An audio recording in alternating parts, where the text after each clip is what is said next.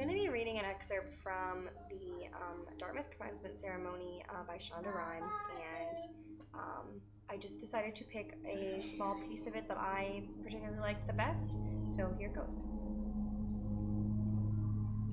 So lesson one, I guess, is ditch the dream and be a doer, not a dreamer. Maybe you know exactly what it is you dream of being, or maybe you're paralyzed because you have no idea what your passion is. The truth is, it doesn't matter. You don't have to know. You just have to keep moving forward. You just have to keep doing something, seizing the next opportunity, staying open to trying something new. It doesn't have to fit your vision of the perfect job or the perfect life. Perfect is boring and dreams are not real. Just do. So you think, I wish I could travel. Great, sell your crappy car, buy a ticket to Bangkok, and go right now. I'm serious. You want to be a writer? A writer is someone who writes every day, so start writing.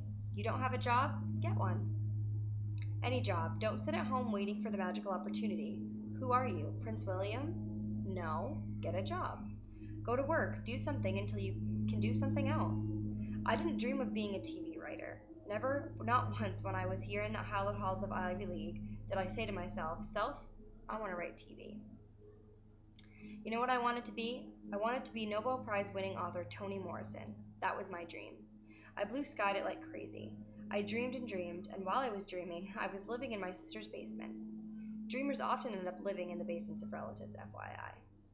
Anyway, there I was in the basement, and I was dreaming of being Nobel Prize winning author Toni Morrison. And guess what?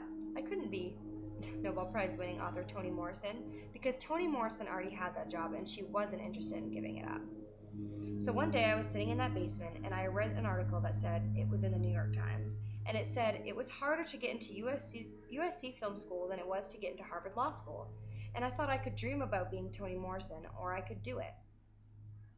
At film school, I discovered an entirely new way of telling stories, a way that suited me, a way that brought me joy, a way that flipped this switch in my brain and changed the way I saw the world. Years later, I had dinner with Toni Morrison. All she wanted to talk about was Grey's Anatomy. That never would have happened if I hadn't stopped dreaming of becoming her and gotten busy becoming myself. Lesson two is that tomorrow is going to be the worst day ever for you. When I graduated from Dartmouth that day in 1991, when I was sitting right where you are and I was staring up at Elizabeth Dole speaking, I will admit that I would have no idea what she was saying, couldn't even listen to her. Not because I was overwhelmed or emotional or any sort of that, but because I had a serious hangover, like an epic awful hangover.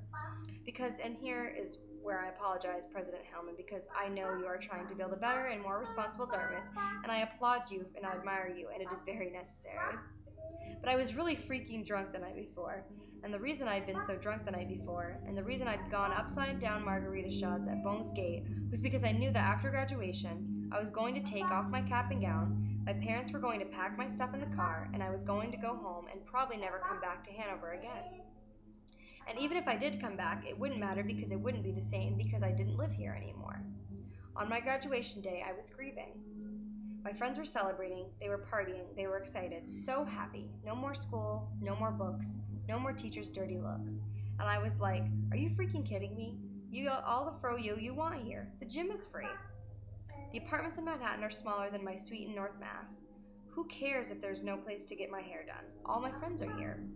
I have theater company here. I was grieving. I knew enough about how the world works, enough about how adulthood plays out to be grieving. Here's where I'm going to embarrass myself and make you all feel maybe a little bit better about yourselves. I literally laid down on the floor of my dorm room and cried when my mother packed up my room.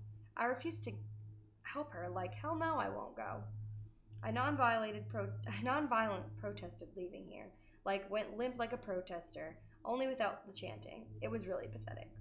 If none of you lie down on a dirty hardwood floor and cry while your mom packs your room, you are already starting your career out ahead of me. You are winning.